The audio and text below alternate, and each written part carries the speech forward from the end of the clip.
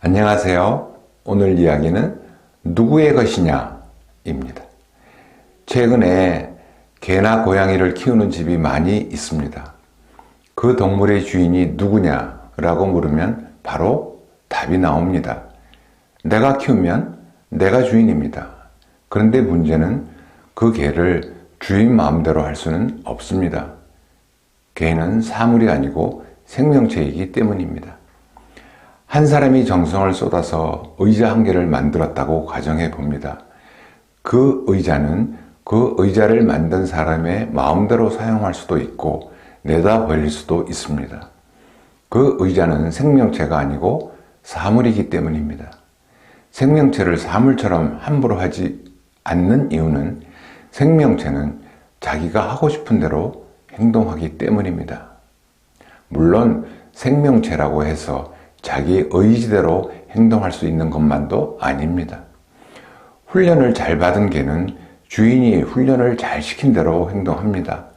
생명체라고 해서 똑같지 않습니다. 이제 인간이라는 생명체에 관해 생각해 보겠습니다.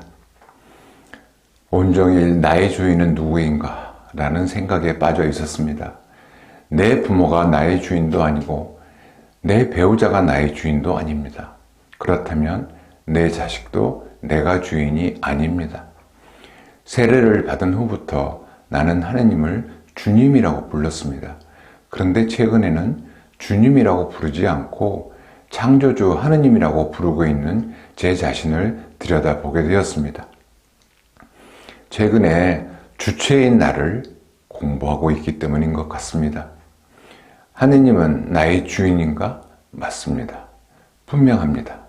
하느님을 주님이라고 부르면서 살아왔고 나의 주인이라고 생각하며 살아왔지만 저는 주인님이 시키는 대로 살지 못했습니다.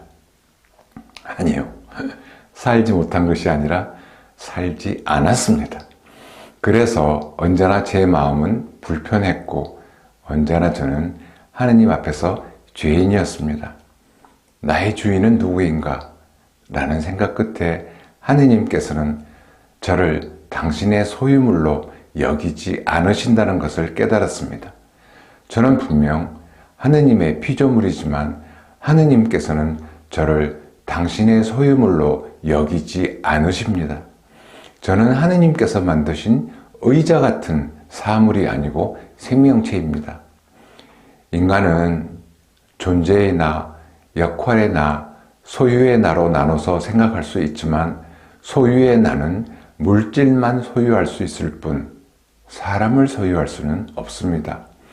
그런데도 저는 착각하고 살아왔습니다. 내 부모, 내 아내, 내 자식이라고 말할 때 마치도 나의 소유물, 즉 내가 주인인 것처럼 생각하곤 했습니다. 제가 누군가의 소유물이 아니듯 나도 누군가를 소유물로 생각할 수 없습니다. 너무나도 분명하고 쉬운 이 진리를 저는 현실에서 살아내지 못했습니다. 우리 부부가 치열하게 부부싸움을 했던 10년 동안 저는 아내를 제 소유물로 착각했었고 그래서 고쳐라, 고쳐라를 주문하며 살아왔습니다. 어느 날 제 아내는 내 것이 아니고 하느님의 것이다. 그래서 나도 하느님처럼 아내를 한 인격체로 존중해야 한다고 깨달았던 날 깊은 회개의 눈물을 쏟아냈고 그 회개가 가져다 준 선물은 하루아침에 세상이 다르게 보이기 시작했다는 것입니다. 고쳐라를 주문할 때의 명분은 나를 위해서가 아니라 너를 위해서라고 거짓말하고 있었던 것입니다. 자세하게 길게 설명할 수는 없지만 제가 아내를 한 인격체로 존중하기 시작하면서 당연히 고치라는 주문을 하지 않게 되었지만 제 눈에 자신의 본성을 고치려고 노력하는 아내의 힘겨움을 볼 수 있게 되었습니다. 그래서 사랑이 피어났고 그래서 말했습니다. 그냥 생긴 대로 사세요 라고 말입니다. 말로만 그렇게 한 것이 아니라 아내를 있는 그대로 존중하고 사랑하겠다는 결심이 피어올랐다는 것입니다. 하느님께서 바로 저를 사랑하시는 방법입니다. 하느님께서 저를 창조하실 때 수많은 종류의 동물처럼 창조하지 않으셨고 바로 당신의 모상으로 창조하셨습니다. 그리고 내 안에 자유의지를 심어 넣어 주셨고 하느님께서는 저의 자유의지를 완전하게 존중해 주셨고 절대로 간섭하지 않으셨습니다. 긴 세월 신앙생활을 하면서 저는 조금 성장했고 이제는 내게 주신 자유의지를 하느님께 봉헌하고 싶어졌습니다. 매 순간 하느님의 뜻대로 하느님께서 바라시는 대로 살면서 제게 주신 자유의지를 하느님의 뜻대로 사용하고 싶어졌습니다. 결국 하느님께서 승리하셨고 하느님께서는 남는 장사를 하신 셈입니다. 그런데 하느님께서 승리하셨기 때문에 하느님만 기쁘신 그것이 아니라 바로 제가 행복해졌다는 것입니다.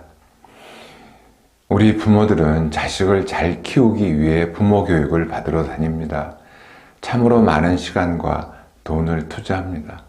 내 자식 잘 키우려는 나의 속마음은 자식 잘 되라는 이유 때문입니다. 자식이 잘 되면 부모도 덩달아 편해지고 기쁘게 됩니다.